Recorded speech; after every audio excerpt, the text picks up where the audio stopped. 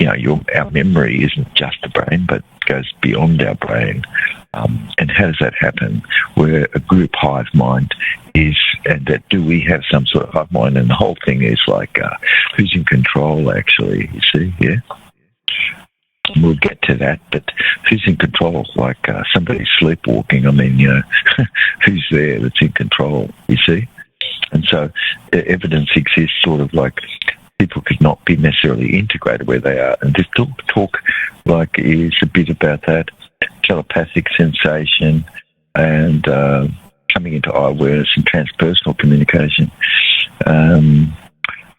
But like, how do Lifecolloid fit with this, and how does cavity resonance and conduction occur? Because it's sort of, most people think that something is being sent through the air or something, where that's not the case at all. It's really conducted. Yeah. So if you put your ear down to a railway line, you could hear a train coming like a long time. My God, yes, well before you'd ever see it, So sound travels in conduction, and things are conducted more, through a proper medium relative, like JC Quanta. Well, I don't use 0 point energy as I can. I use a JC Quanta because that's the actual quanta that's down there. And then most people say, oh, something is there, but what is that? I'm explaining what it is. It's like a background canvas. Yeah. The B field? Yeah, that's right, yeah. Yeah, static B field, that's right. And it's the, the conductive, down to the smallest particle in space that's directly connecting everyone together solidly, and that's the JC Quanta. So anywhere I see 0 point, I put JC Quanta in if I can. Or it can be equivalent to 0 point sort of thing. It's like, because people have talked about there being some base in space, and so they just called it 0 point. See? Yeah. It's not zero. It's a JC Quanta. So a magneton has a scalar shape, and you've to consider, how could you have something in it with just black space out? You've got a shape, you put that shape in, and it's just going to not leave any light left, because the shape fits and everything fits together, and that's a jubbit, and it's not a cubit. See, it's not square, no. It's ovoid. It's a tri-ovoid shape. See? Yeah.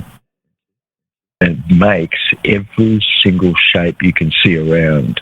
It's the only scalar shape that you could use to build every single thing around you. So what would you have to have? You'd have to have a shape that can give you a flat surface, a sharper surface, because like we make a lot of symmetrical things. You've got round, and there you go. You see, you've got ovoid.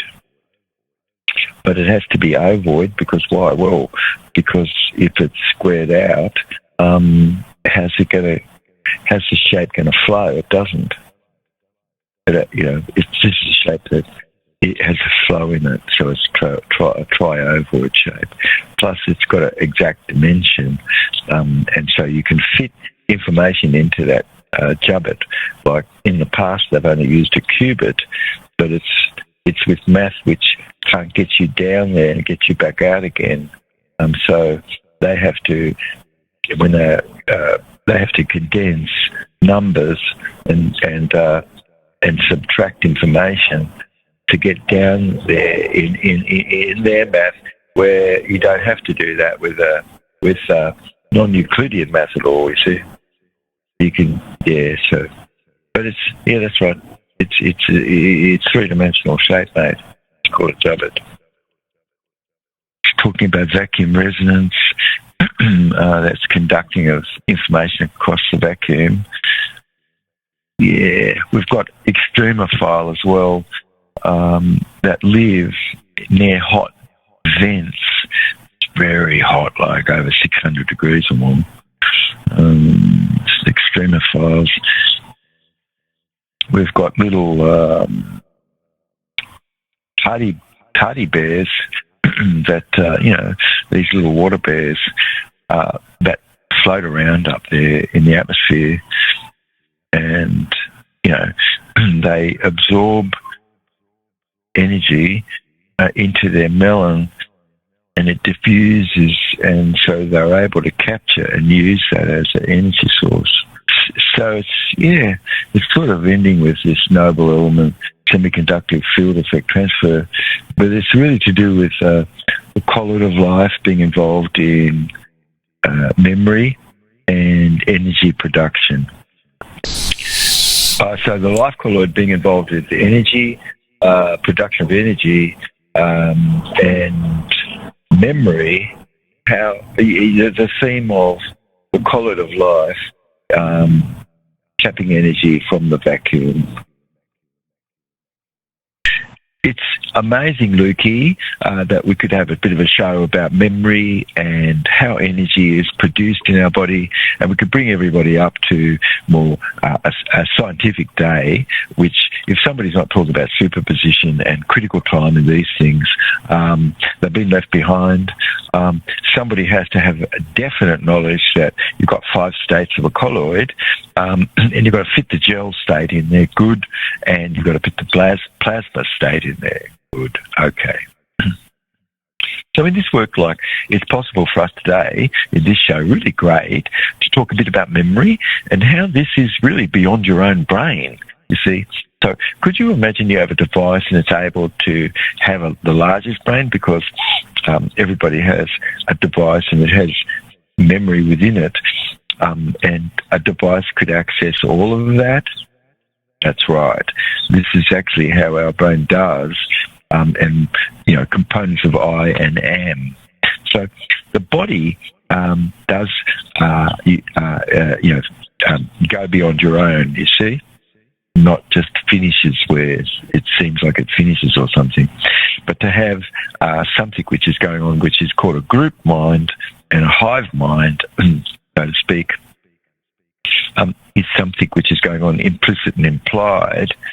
And so hive mind and group speak is a collective condition of I awareness, typical. It can be, but maybe not. And simple deductive and inductive types of reasoning would generally go on and doesn't have any bias at all. Okay. So animals really could sense pointed energy behind them. We can too. Seems like if somebody's pointing something at us or something, or staring at us behind ourselves, it's sort of like we've got a sense that someone else is staring at you behind yourself. It's images that you can be seeing, also what you're hearing and listening to. And these images really have the outside and inner world ever more by approximation, you see. So a model that you've made, that's right, inside of reality, but it isn't reality per se, but it's more made up within, and it can be more accurate to be more about what's real versus, oh, that's very illusionary. So where somebody's sleepwalking, let's say, okay, so, who's in charge there? Yeah. And what about a central agency, sort of a command? And how's that going on? Because, wow, there's many billions of nerve cells, so how do you get one out of all of this? And so that's what this work is a bit about, integration, congruency, and being associated more. What does it mean? So that somebody's more directed and seems like you do have some agency relative. So versus, oh no, there's not too much agency going on there. Look, here's somebody just sleepwalking around. So who's in charge where that is? See? So telepathy is what goes on beyond your own self and can cause something that's just very random, to suddenly become non-random. see? And so things out of the random just comes, and the non-random comes out of what's random. Telepathics is your capacity to have seen through a JC Quanta that you're going to go beyond yourself for sure. You sure do. And then think about things that actually connect you to everything like pheromone that you give off that could be sensed in a room. The emotion that was in the room, and it's conditioned with pheromone. So we've also got really small parts of ourselves, which like microwave and an extremely low frequency wave, and all these are picked up ever more by and what is conscious, and awareness is you who is living that has awareness over perception and not perception itself. So what's intuitive that you're tracking? And in an aware state, you're empty. How good is that? You're simply in care, good, and you've reduced all your internal dialogue, chatter, great. And so you're in a very receptive state more, so you can have good recall for this afterward. So awareness, definite, right? We're talking about it. Is a component of a smart mind. Yes, it is. And also smart contractedness. So no bias is where something is of a perfected detachment. And so here it is where someone isn't of concern over material possession per se, but really focused on what is a more perfect detachment and has the capacity to put toward things energy to make a movement work more. So within a path of least resistance, you see, it's the way that's going on. And imagine that you're this house captain, let's say, looking after all the guests, which are just your thoughts, and you want your guests to come and leave at the altar light. And so, so nothing is really inactive, modelled, and contemplated, you see. It's experiential, learned, and imprinting more through new movement experience wired in. That the mind could conceive new possibility. So, it's something here which we're talking about is embedded where your response is, and this is being inducted ever more. You're gaining the things which is more implied and implicit intuitively. So awareness really makes a difference. It's absolute, of course. That's this empty stellar space, and held where the ether is in our species, that by the collective psyche eternally, whilst life has existed, holding this imprint in the tissue protoplasm, all of us have I and give I to us, you see. So what's present that existed, that's a background canvas, that is the witness relative of your nativity, and how awareness really is what's behind a single mind, you see, and versus multiple perspectives. And all is really more transpersonal, going beyond you as experience. And it isn't anything except your mind extending you by being empty, and it's opened you up to be stellar evermore where space is. And so in respect to others and yourself, where outsideness is, there's examples that abound, of course, where you've got a face validity with what's being said. Something is definitely repeatable, so it's reliable.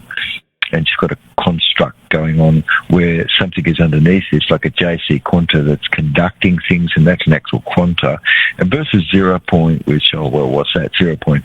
You've got a JC quanta right there, you see. So where two light waves are phase conjugated over each other, and you're going to divide the top one plus or minus 1, good, and you're going to divide that just by the light wave, you're going to end up with a plus or minus 1, and that is a JC quanta.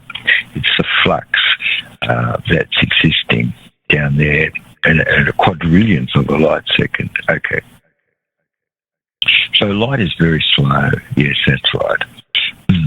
So you're surrounded by a JC quanta field. All living is connected within this, and patterns that you would look at, where you could look into a mirror, for instance.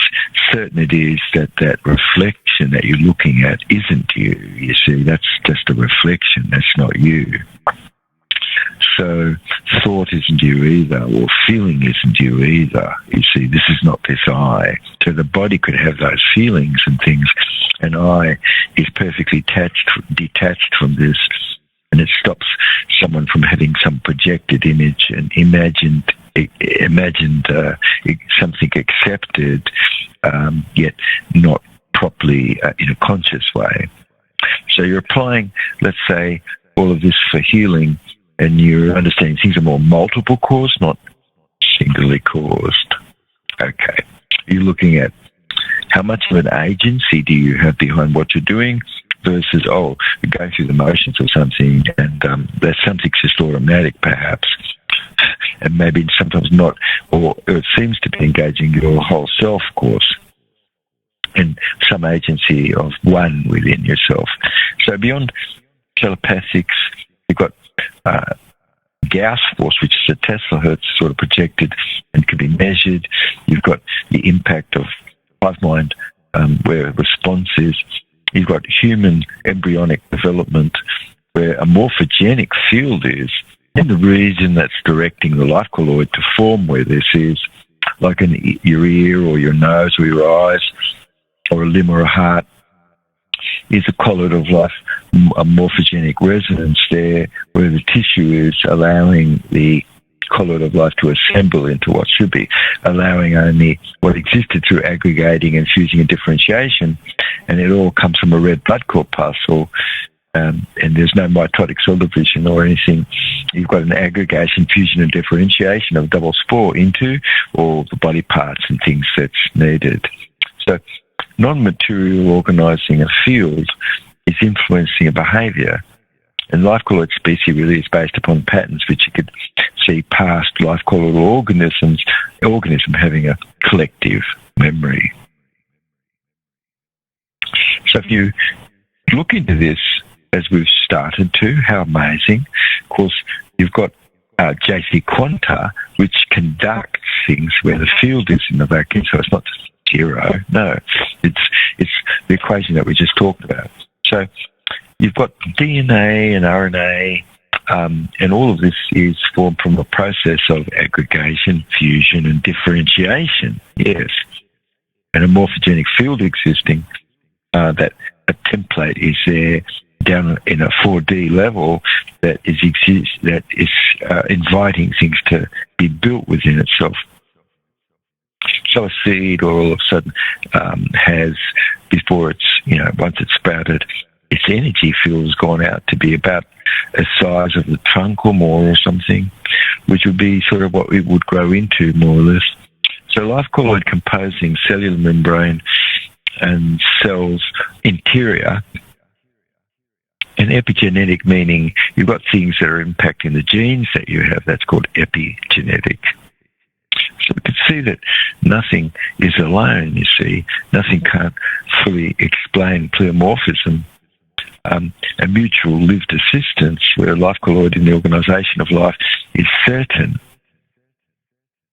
And from a morphogenic field, which is 4D printing, you've got a contributedness of material and element of in a 3D world coming to imprint itself as you've got something more solid there. And it's to do with what was the level of something that you looked at. Many times if the light wasn't small enough, it wouldn't illuminate anything that was larger. It couldn't, you see, because you didn't have a small enough wavelength of light to illuminate what something is existing there. So you've got you and I channels below in your other unconscious self, and you've got what it is that you sort of become a bit more conscious of relative, and this is your random phoneme generator, which we'll call this a random phoneme generator. It's producing language and visual bits and auditory bits that relate to action, and a word typically has come from some action. you and I, we've got this random phoneme generator, which is skimming, and you've got channels below, which are all information weighted. It's only 7 plus or minus 2 chunks of information in any one period of time, because what you're awake to is a limited phenomenon. And so is dreaming and deep sleep. And awareness over those 3 states is what we're talking about, okay? So messages really use cavity, resonance, and weighted information and channel below. And there's a threshold which can be sensing things in sort of, you've got colloid of life and a protoplasm within the cell membrane and Lifecolloid membrane. And this is all exact, yet there's not anything the same. It's sort of slight, some difference a bit. Okay. So the random phoneme generator is there, and it's computationally a junction of like having an axon hillock, where each nerve does have this, and it's a set logarithm of 78% before you're going to be able to get anything passed on. And if it's not 78%, it's not going to get passed on. So 78% has to get things to be passed on by the axon magnetic dynamic potential. And nature really lets that pass on if it satisfies this, you see? So, and a logarithm is present there, and this then is enough to cause a generative motor movement and sequence, or an action potential to be sent along a nerve, and a readiness potential that's sent long before that action potential is sent along semiconductive material of the myelin sheathing and fat that's around the cell, nerve cell.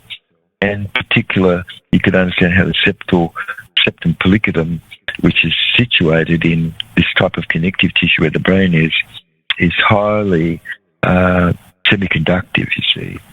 So it's way much and long before an action potential is sent consciously, quite a bit of time before that, a readiness potential already has occurred. Something is pre, meaning before, cognition. So it's what really gets passed on, and what's inhibited and dissociated or associated in your motor sensory engram. And it isn't to be able to have passed on anything except what it's been able to initiate to be at least 78% or more. So aversive paired triggered engram, instead of what you could have as predictable, goes into things that's a little more non-predictable and really random, more and knee-jerked out. Where's the agent within you that's involved in conducting your affair? So it's really today hearing about this and sort of stopping all that internal dialogue. It's often to create what's ever more pronounceable. And the fictional world instead is based upon deep biases, not proper reasoning, and assisting to have created whatever, motor engram that exists, which isn't going to be a proper approximation of reality. So Lifecolloid, which is the smallest building block that make up the organelle inside your cell. And this is the original building block, you see. So Lifecolloid have adapted themselves to have a mutual lived colloidal assistedness where a massive amount of pigment is instead, where your diet is and things like that, can interfere with all of that if you don't have proper levels of micronutrient and things. So inside themselves, there are sacs, you see, just like an octopus could have the ability to be able to change its the way it appears to you just on command.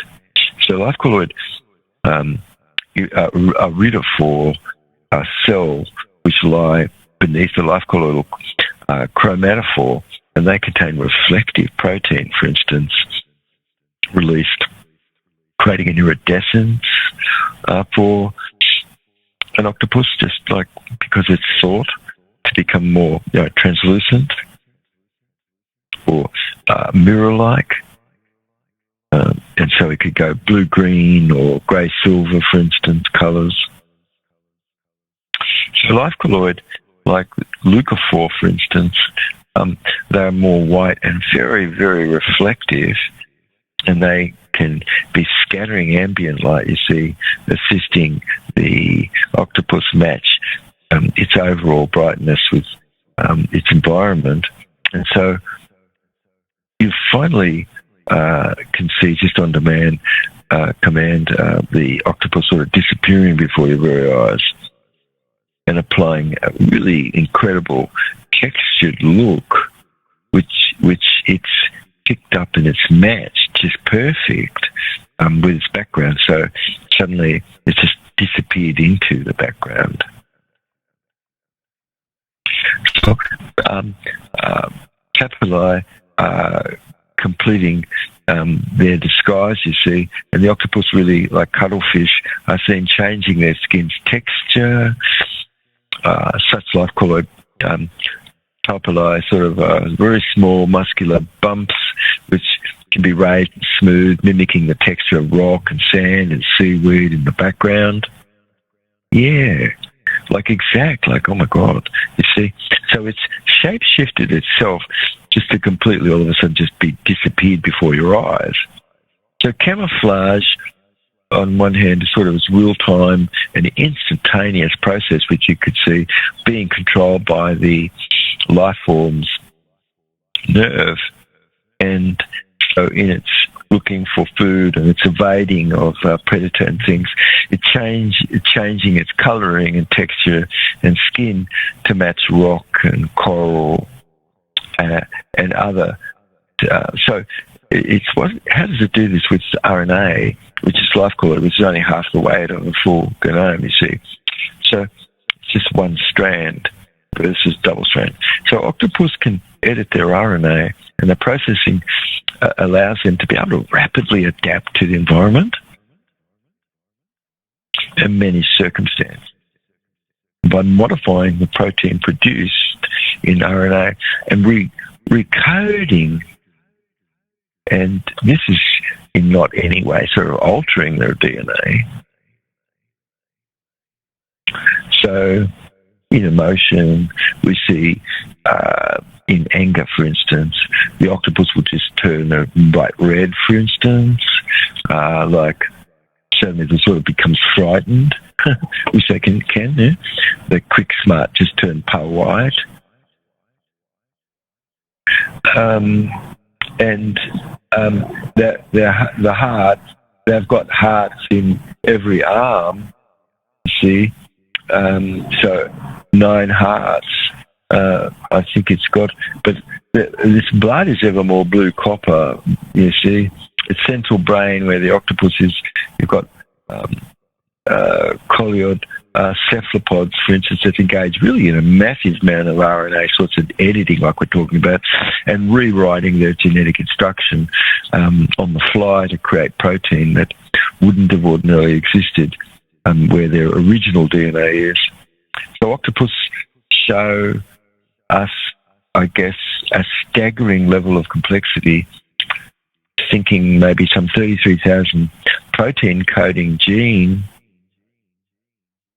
You're looking at present, right?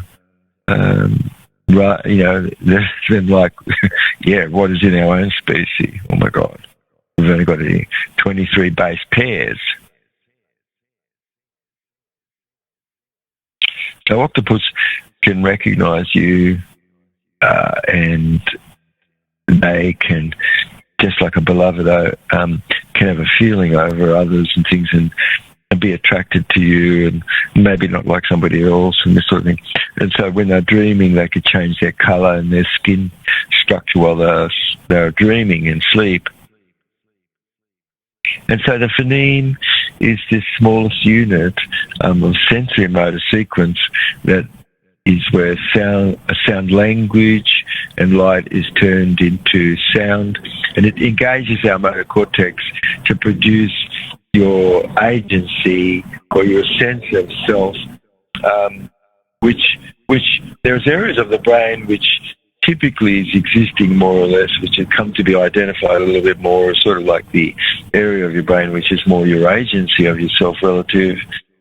We can distinguish one word from another. We're able to derive meaning.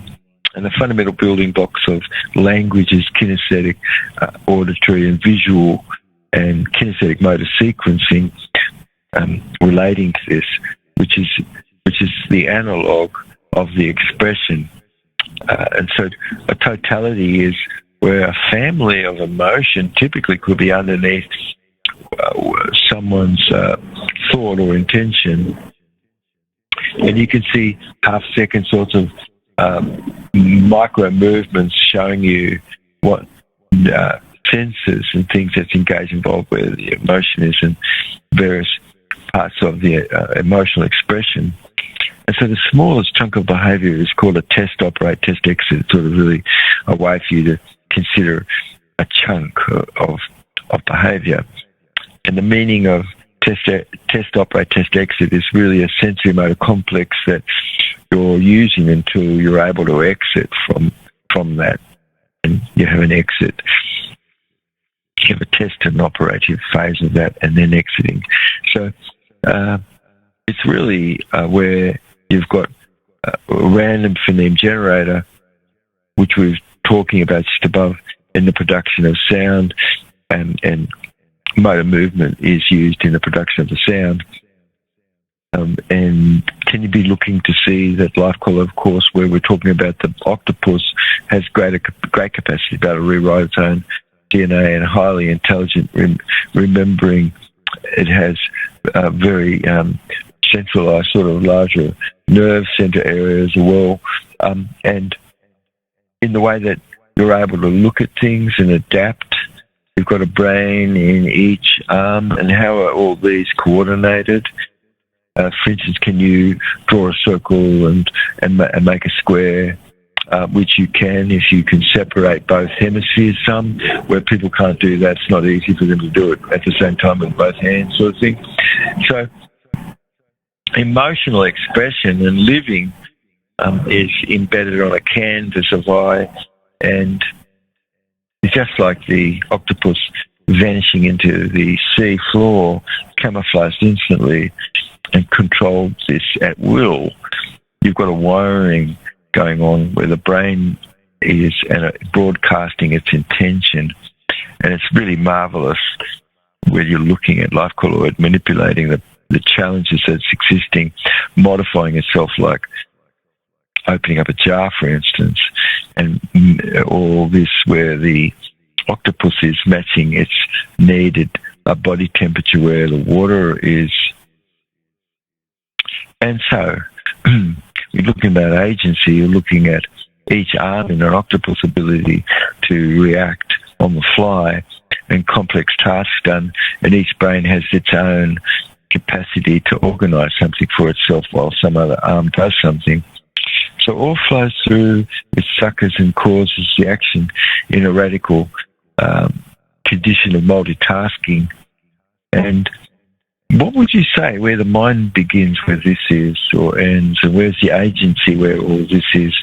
And what's the regulatory inspired hope where there is mastery evermore for you, where change is, of course, editing their DNA on the fly, DNA, protein and RNA copied, and cell protein where the octopus is, and slight changes where the protein evermore is where self is. When you're thinking of self, it's allowing evermore something to adapt and adopt edited messenger RNA instead. So cephalopod can have held onto their changes on the fly, you see. So Lifecolloid really are regulating all of this storage in a JC quanta and formation. You and I, we're wrapped around a garden. That's the earth garden that we have inside ourselves. And if you haven't heard how the intestinal flora has memory and has learning and has behaviour and can transform memory that's more logged into things which is retrievable. And all memory learning are behaviour state specific. So if your mind's the gut, your gut the mind. These two parts of ourselves is sort of you who is more whole. So memory storage is really in cavity resonance and a JC quanta. It gets down to a quadrillionth of a light second and stores as Jubb. And so it's an archival data storage where tissue is, where protoplasm is, and this is also stored as a conjunctive condition, three-dimensional wave that's stored in the tissue protoplasm, where you've got quite coherency, matter of fact, not anything that's not coherent at all. Water is very coherent in this state. And so this protoplasm is inducted and entrained in it, capturing this data storage to be able to be propagated at some later moment. Water, where it's living water, really has a great ability to be able to be entrained with frequency and revive where memory is several weeks later. Okay, so can't be just dismissed because you think water is just all over the place. No, it's not. We just said what? Water is structured. H3O2, it's more a gel-like water, okay. And life hydrate is what creates this, you see. And N-acetyl-neurominic acid, rhodium, osminium, ruthenium. Got a complex of things which got ubiquitin in there in this, and resveratrol. What do we need all this for? Healing your DNA, okay. So water, especially life water, is acted upon library where it's imprinted. And so what's passing and through what's retained and what's resonant has an impact on information that's modified by the molecular fingerprint. So what's the substance that's within you, and how is this once contained evermore, where some extensive condition is, or, it's been diluted or concentrated, or it doesn't exist. So the pattern which is there clearly is demonstrated by the proper chromatic pattern direction that's captured. So if you've got testing in science, Gibbs free energy and thermodynamic potential, which minimising, so it's able to hold on to its equilibrium. And so there's a constant pressure more and temperature where no one ever knew anything about such, like where structured water is. Maybe you really need to look into this and include this as part of what you're looking at when you're focused on giving someone an answer. So energy flowing is from the north negative, yes it is, in one direction, to the south positive. And so you've got H3O2 that's negative and H3O2 that's positive. This is structured like water, which is inside your cell. There's a magnodynamic potential here we're talking about. It's between the structured types of water, and where you've got a negative ailing, you've got a differential built up there, yes, and a capacitor between where these charged bodies are, and so now you've got something which is positive and negative. It's just like a positive pressure gradient that can be tapped. So water, life water in your body, it's not the same as tap water. It's one molecule pretty much, of itself, comes down to a very, very fine resonance. Versus, wow, it's like 400 particles all stuck together, and it's really got a heavy surface tension out of the tap.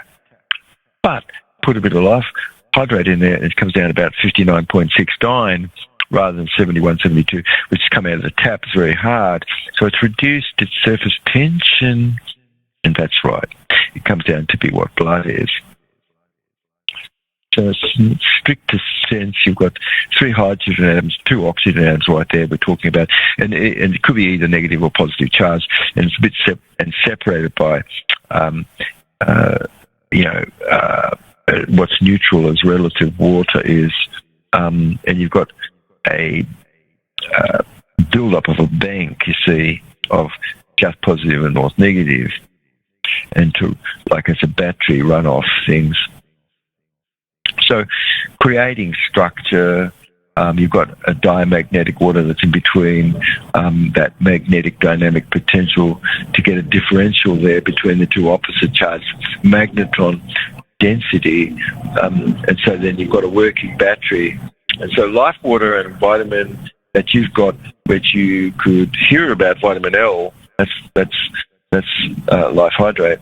You have to know how small, tiny cages are produced by life hydrate, which are clathrate, a tiny little hollow cage is hexagonal lattice crystallized structure. And so maybe that you could have heard a little bit about life water that's inside your cell, and you've got the Lifecolloid, of course, and water within this that we're talking about. It's definitely not there in a willy-nilly fashion. No, it's not. Okay, so you better get over that. There's different types of water.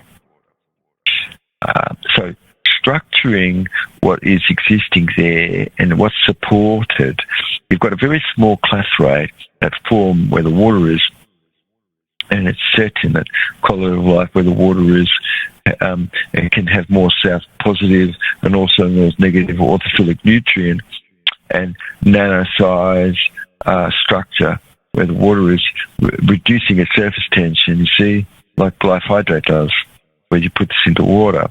And when you boil it, it's still going to remain and keep its structure. So where somebody's building things, you've got to look at what's being retained within in the structure and the evidence where something freezes or where it is fritted or softened, and this sort of things going on. You're looking at three types of water, basically. And so, what might you look at where you look at life hydrate? It's really making H3O2, and it's got a beautiful magnophoresis where Lifecolloid enzymatic action can be, because it's the only shape of water that actually can fit there where enzymes are. And so you can confirm where the liquid is, what's water, where stability is, and what's more structured interior of your body. You really got this beautiful structured water, life water, life hydrate produces. It's sometimes called magnetized or hexagonal water, but it really is referring to water that's structured and has been altered to make a form more H3O2, which is sort of really a hexagonal structure.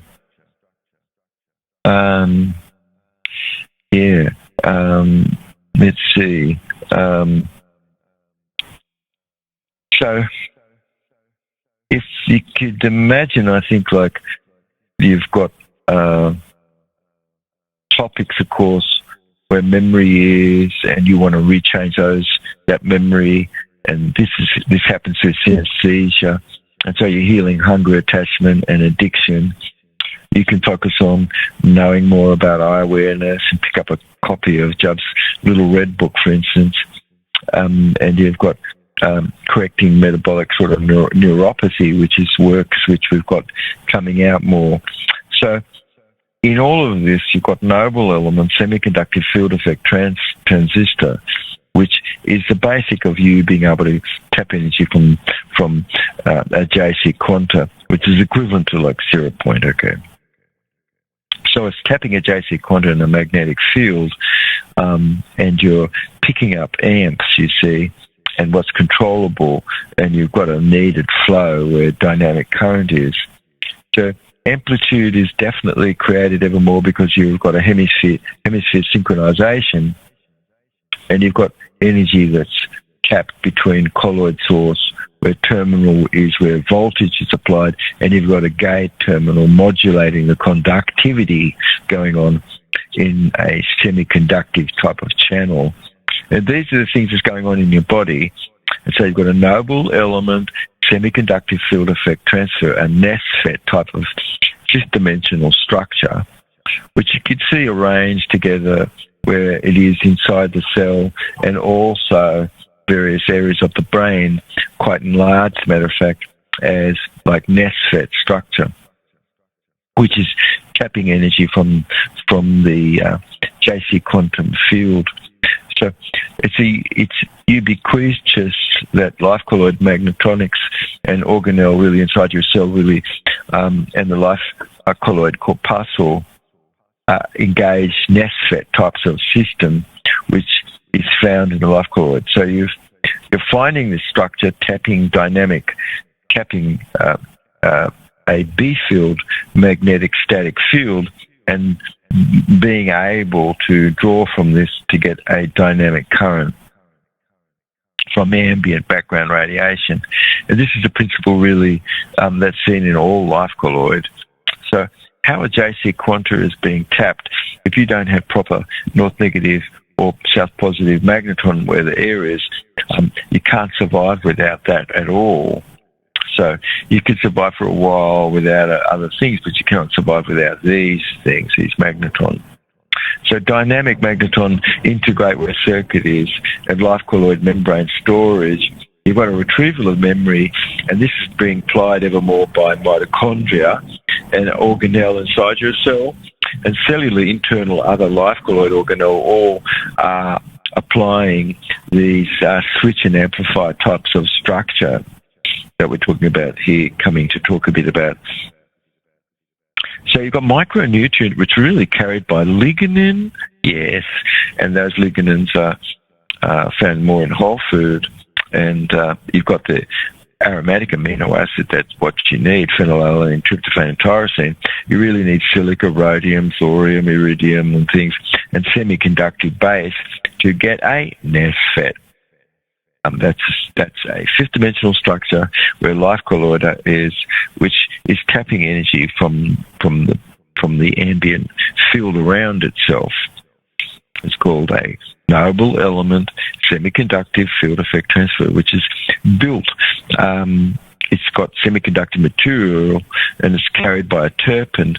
And when compound is activated by blue light, the terpenated compound in Jubb's BONT, a blue nitrogenated terpenated compound, you're getting an actual continued addition of ongoing proton virtual pump, getting tapping energy from the subtle field around, and it doesn't allow aerobic glycolysis to exist where that is, and only allows oxidative metabolism. So it switches off neoplastic condition and turns everything back to be normal. So Lifecolloid terrain is impacted, and it impacts where what you've got more a higher negative redox and higher permittivity and amphiphilics and amphoterics, where the density of your plasma is, you've got proper plasma. And so in this system of, like you could say, a transistor, electronics, pieces of ourselves which do this, like a gate, a drain, and a source terminal, you've got Jubb's BLNT as a condiment formula, which has three primary terminals present within itself. See, it's got a gate, a drain, and a source, and a dynamic magnetic current comes about where the static magnetic field is, and it's conducting this and directing this microvoltage to be present. And so this is being applied to detox, and it's being applied to go over the top of anywhere where their short circuit was and cause circuitry to function again. So amperage really where work is done, and what's being conducted through the body and what's being transferred as amperage accumulated really is a voltage that's applied to these gate and creates a magnetic static B field that penetrates the insulating noble element, rhodium, osmium, ruthenium elemental layer where semiconductive formation is, and conducting what that direct current form is in the channel is like the structured Lifecolloid that's between all the Lifecolloid drain, and the Lifecolloid selective source really is where you've got a direct current being tapped. Okay.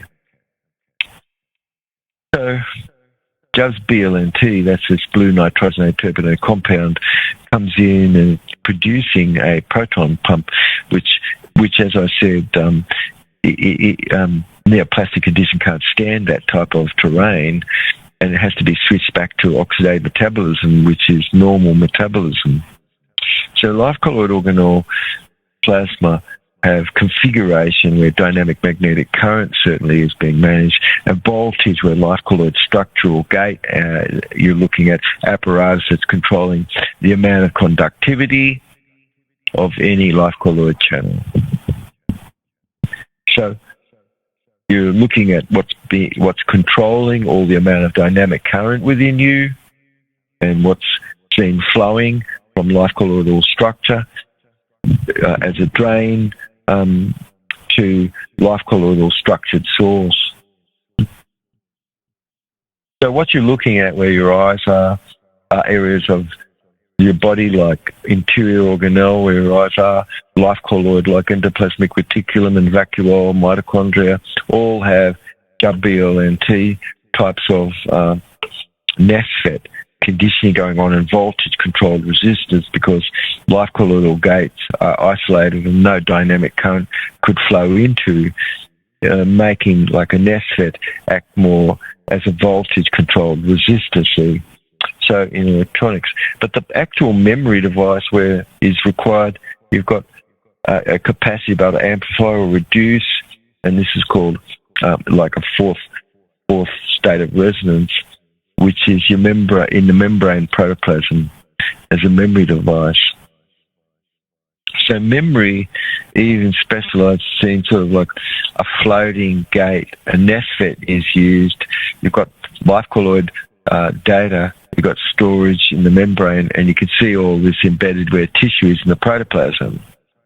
And so a transform of that embedded in the fourth dimension is drawn forth, magnified, and then tricks us into what something is like of a serial process memory for things and that. And so it's like your memory is really like a flash drive or something. So NASFET is a noble element semiconductor field effect transfer, okay? Like a transistor. And all life-colloid structure tap a JC quanta in the vacuum, and so primarily life-colloid voltage is ever controlled by this magnetronic switching, and it's used to turn a direct magnetic dynamic current into life-colloidal sort of circuitry. So you're looking at life-colloid in the act of turning on and off as an amplifier, and you could understand the real need for memory recall to control flow of dynamic magnetic negative current. And colloidal magnetic componentry, you know, in our non-verbal but our analogical versus logical componentry, and microprocessing where memory is for control and power, and life-colloid interior organelle, like what we have inverter and have motor driver, and all these things are seen serving you and as oscillator and high-frequency sort of gamma wave application when you're feeling an uptime and everything, you're picking your circuit up. A memory of that state specificity of a certain state is recalled, and protoplasm has several mechanisms which, if you're keeping it simple, it's really a switching. These NASFET mechanically really just controlled switches. So opening and closing the life-colloid circuitry is allowing the stopping also of the dynamic magnetic current. It's based on voltage that's applied in a life-colloidal gate terminal. So life-colloid is seen amplifying current and varying the life-colloidal gate voltage. A NASFET, like we're talking about, controls the amount of current that's flowing. And so you're looking at this BLNT molecule, Jubb's blunt, which is a compound, and it's activated by blue light. And it enables it to continuously be applying a dynamic magnetic current. And so you've got protons being produced as a result of this, and the terrain be changed because of it. You see? And these are things which you have in life as blood-borne inhibitors you're supposed to have in your blood. So You're looking at what's being run in your body from the vacuum, and you've got nutrient in your blood that the sister causes to be tapped. You've got blood-borne inhibitor like white gold hydride and monatomic element like rhodium, iridium, and ruthenium. You've got NESFET, this noble elements semiconductor field effect transfer. You definitely need white gold and elements like this to have proper conduction, and so your blood is not going to be just looking like a ghost. Otherwise, yeah, it sure does look like a ghost. Each of the corpuscle doesn't have its field around itself like a halo like it's supposed to have.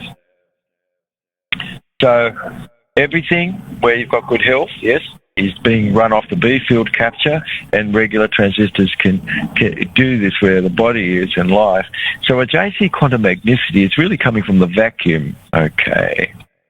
And eating and all that sort of stuff really doesn't account for all the total north negative flow that you really need. And I'm sorry, but all you could eat couldn't actually account for this. No, it doesn't. And so you've got this calculated condition of actual energy that's continuously being produced and supplemented in other ways by what you're doing. And so if we wrap this up just a bit, you'd see that a JC quanta in magnicity is really coming from the vacuum. Eating doesn't really actually total up all the north negative flow that's actually needed. And when you calculate what is, you can see quite a disparity, certain is, and that what's eaten doesn't account for this. So calories eaten doesn't overall account for the amount of energy that's expended overall, which is needed. And so you're looking at how a JC quanta is tapped, and it's phase conjugation of two light waves over the top of each other, and what's left behind when you're turning on and off as a surge is something existing where it spindles, and what's actual where a charge is like a circuit. Where you're turning something on and off, there's a surge. There's a huge surge there. It's double what the amps might be that would run something when you turn the switch on or off. There's a big surge, and that surge is what's being captured when something is again turned on and off. So a JC quanta is capped energetically where the surge is, and it comes up from the vacuum energy where intrinsic energy is, and a quanta of a vacuum that's possessing such arising ever more out of what this is through the mechanical fluctuation of the field. The energy is at a minimum level, and so it's called zero, okay, but it actually is a JC quanta we're talking about.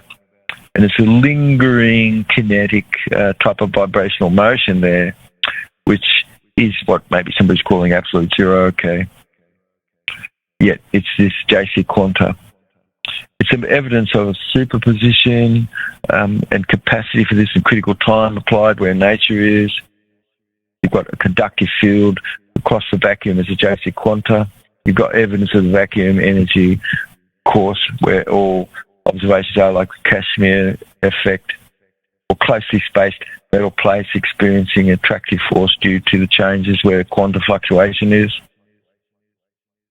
And you've got radioactive elements and things like this getting turned into gold and transmutable, which this is like what our work is about fully, and to be able to understand Lifecolloid transmutation.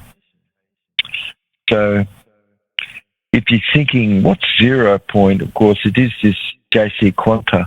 It's a minimal energy, which is the last sort of possible energy field that something could possess. And there is things below that, which is tunneling, okay, beyond the eternity of where our counting is completes or finishes up as a scale. You've got scales below.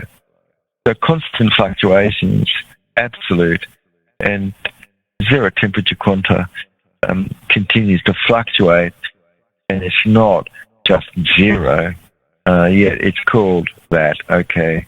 but it is a JC quanta. Got a vacuum energy, and in the context of a phenomena, you've got a residual energy, which is a JC quanta, and that's what this is. So, long time ago, 1948, I think, the Kashmir effect was looked at and seen, and you've got a whole range of things which is like exclusion sort of modes which affect what's arising between two parallel plates. Only dynamic waves, certain wavelengths can fit where that is. So what's attractive there, where it's just restrictive, where the balance is or imbalance, you've got certain experimental observation which really confirms more vacuum energy. So, I mean, that's something which eventually maybe we could be doing something with a little. But it's really that all of the responses, including mistakes, evermore are learned. And if we were to follow up and do more podcasts a bit, which is explaining energy from the vacuum, you've really got a possibility, of course, we're talking about here, of harnessing energy, which this is what's going on. And you've got this conditioning of Lifecolloid structure, which is a fifth dimensional arrangement, and it's organising the plasma that's passing through it. And so you've got a molecular arrangement, which is this terpinated flavonoid, which is just structured where plasma is in Jubb's BLNT, or Jubb's blunt, which is a process of bringing substance in which assists to cause pumping, south positive, present there on a regular basis. You've got a quanta of energetic magnetron extraction from the vacuum at 10 times the minus 71 per millivolts per square centimetre cubed. And so it's a conductive plane of a vacuum, which is a level of conduction down there, which is down at around about a quadrillion light seconds, you see, units.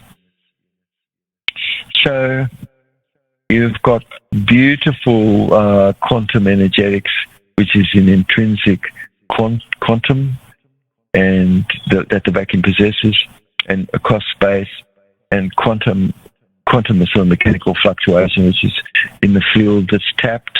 So these are all evidence that this does exist. You've got the circuit which bucks an energy where minimal energy quanta is being tapped, and it represents a lingering B field, static potential differential, and resonance. And you've got key experimental evidence which shows this vacuum energy, like we're talking with the Kashmir effect above. You've got magneton gradient, and you've got closely spaced metal plate experience attractive force, and you've got a quanta of vacuum energy where the field is an infinite value. And so where you've got circuits which are arranged and they're bucking space and capturing the amps that come from this, this is what runs your body, you see.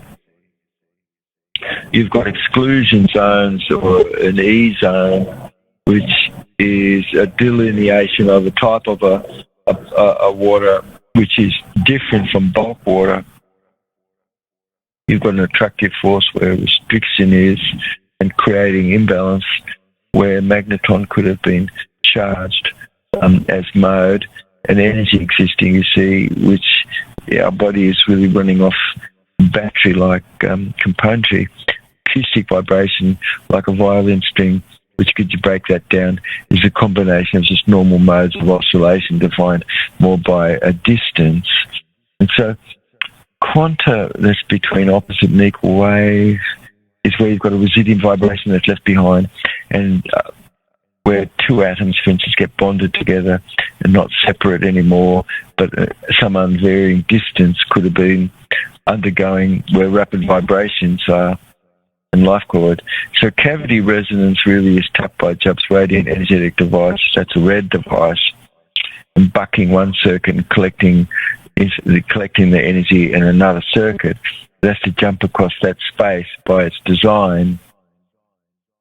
And these gaps where the vacuum fluctuation is, the resonance is, and conduction, you see, of superposition and critical position. So you've got critical time where you've got all things made like spider silk, molecules are put together to produce something as strong as steel. And the definition of all really is the possibility to extract energy from a system that it can't get any lower, basically. So you've got something above, and you've got a harvesting. So Jubb's radiant energetic dynamo, a red buck space, and that buck space always has got a big surge, twice as much as what's needed, and that's what's ending up being collected. Okay, you've got resonant plasma set to spin very fast over 10,000 revolutions. You've got plasma inside coils stacked, and you're looking at a JC quantum fluctuation just as energy is being tapped from the vacuum on demand. So it's a drawn of magneton density concentration and the magnetic static B field. And this is how nature does this. Someone could take the time to truly go through, but you're getting an overview of really a quanta, a JC quanta, and how this it gets generated in a NASFET system or a red device. And our static B field is present there where space is, and this is getting tapped. So keep in mind that you and I, we're all falling through space like pretty rapidly, okay? And you're getting frame dragged. So, you know, everything's just getting frame dragged along like that's not occurring in your perception, but in fact, on a very microscopic level, this really is going on. You've got perpetual motion. So we're on Earth, of course, we have our perception of frame. If you're thinking about frame drag, meaning you're on a ship and you're playing cards on the ship, and you're not aware that you're travelling anywhere. And except for a JC quanta that simply conducts all across space, we're on an Earth, of course, that's falling also behind the sun, and we're spiralling behind the sun, and it's falling through space, and we're chasing it, and it's falling southward more to a zone of avoidance where the line in the Laniakea is, and if you've not thought of anything like this, you're looking to see that you've got perpetual motion going on below all of this. The sun's falling south, and our galaxy is falling south at a rate of 450,000 miles an hour or something. Let's say you're looking at all of that falling along behind the sun, and the sun doing our own spiral behind this, and we're doing 75,000 miles ourselves an hour. So if you're listening, you can't tell me that you don't have a static B field there, which you do, and a JC quantum, which you do, and where you're frame dragged outside of all of that, you might not have been perceptive to it, but you've got perceptual motion going on. So our galaxy, along with Andromeda, is falling through space. We're coming together in going to be one kind of orbiting binary galaxy, and the Milky Way galaxy is moving, I think, 514,000 miles per hour, maybe, or something. But everything is structured. You've got a contextual and expert agreement. You've got melon absorbing light, which gets work done by using this and releasing as more as ultraviolet light. And you've got tardigrade, water bear, which harvest energy. And, you know, lungs are the major organ of digestion and elimination. And, you know, the pancreas is higher up on the mountain than the big large nerve center of your brain. And so too many extremophile really just show incredible evidence, of course, that you've got plastid and mitochondria extracting 0 point from the vacuum. And you're really getting mold, fungus, and yeast that's growing ever more in JC quanta in outer space, and falling more into a bound of the study of plasma, which is what magnicity is. So I think we could wrap things up just a bit. I think, Lukey, you've got Lifecolloid organelle we've been talking about in all of this. All of this is tapping energy from the vacuum. You're looking at how your immune cells all take hold of molecule like lithium and a lithium atom and a fluorine, and combine those two. You get a spark out of that, like 4 microvolt, which is to zap prions, zap heavy metal, dissolve it, clear things away.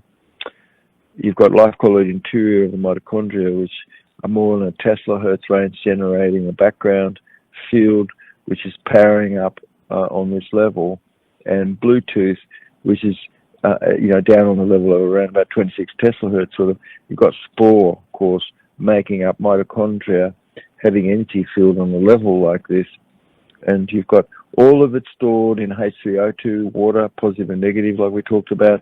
That's very structured and things.